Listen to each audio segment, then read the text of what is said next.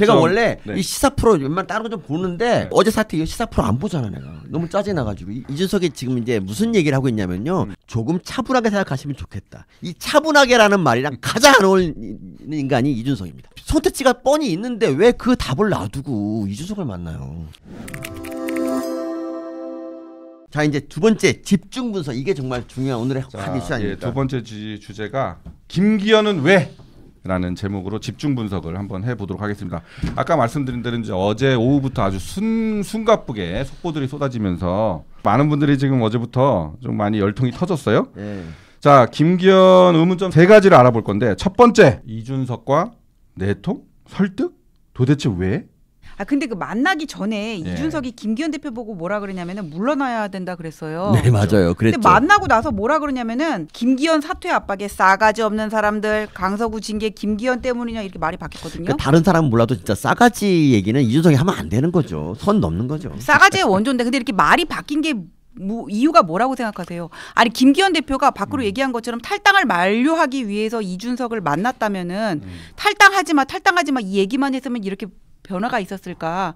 뭔가 이렇게 이심전심 같은 마음이 맞는 어떤 부분이 있었을 거라고 봐요. 저는 이준석은 자기한테 조금만 좋은 소리 해주고 자기 인정해주면은 그때부터 칭찬하기 시작합니다. 예를 들면 송영길 있지 않습니까? 송영길 보면 진짜 잘한 게 하나도 없는데 그 인간하고 북콘서트 가가지고 덕담해주고 송영길 서로 덕담하고 이렇습니다. 페이스북에 김기현 대표 만나기 전날 저녁에 그 싸가지 김기현 대표를 칭찬하면서 싸가지 얘기를 한번 하고 그 다음날 11시부터 12시까지 만나고 그리고 이제 만난 다음에 또 페이스북에 올려서 같은 내용으로 그러니까 또 두 번을 올렸어요. 김기현 대표 잘못한 게 없다 그랬잖아요. 두 번을 올렸죠. 근데 안철수 전 의원하고 싸울 때는 안철수 의원이 한마디 하면 페이스북 10개를 연달아 올리잖아. 그러니까 정말 적으로 두면 피곤한 인간이 바로 저런 인간이에요. 그러니까 아예 무시하는 게 딱 좋은데 거기다 김기현 이 전 대표가 먹잇감을 준 거잖아. 뗄감을 줬잖아요. 얼마나 지금 신나갖고 난리치는지 압니까?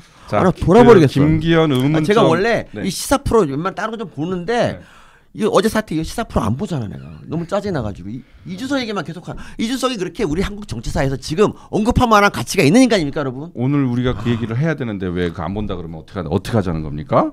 화가 난다는 소리죠. 화가 난다. 이준석이 지금 이제 무슨 얘기를 하고 있냐면요. 그러니까 자기를 포함해서 당대표 2명이 중간에 물러났다 그러면 누구한테 문제가 있는 거냐 하면서 이제 이걸 또 이용해서 반윤 공세를 펴고 있고요. 전 이 사람 한 말 중에서 제일 웃긴 게 저는 김기현 대표한테 조금 차분하게 생각하시면 좋겠다. 이 차분하게라는 말이랑 가장 안 어울리는 인간이 이준석입니다. 정이 없습니다. 저런 말을 듣고 있는 김기현 대표. 대체 무슨 생각입니까? 저 같으면 밥상 엎어버렸자.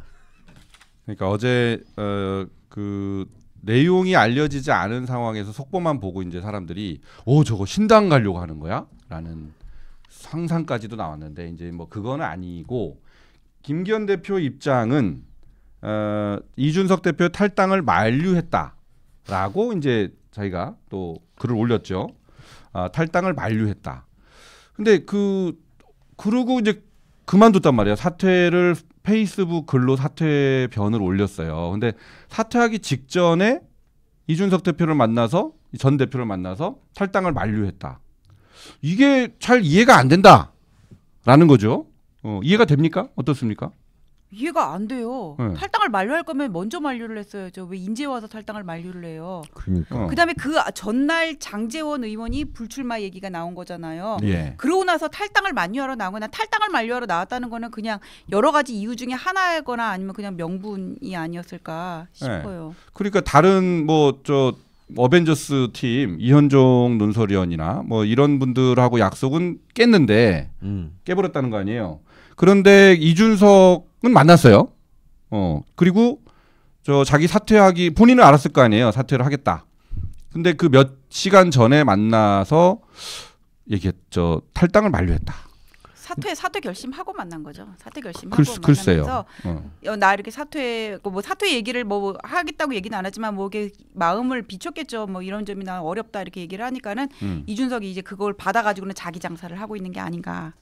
저는 좀 김기현 대표가 그런 면에서는 이준석한테 당한 것 같아.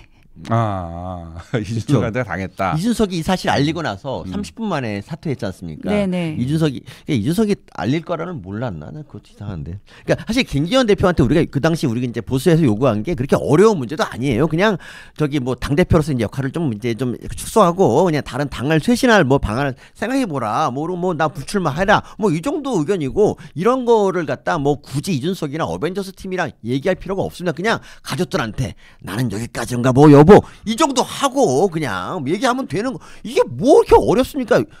너무 선택지가 뻔히 있는데 왜 그 답을 놔두고 이준석을 만나요? 안녕하세요. 유튜버 서민입니다. 여기로 들어오셔서 구독 버튼 눌러주시면 세상에서 제일 재밌는 정치쇼 뉴스라다무스를 치타처럼 빨리 보실 수 있습니다. 구독과 알림 부탁드립니다.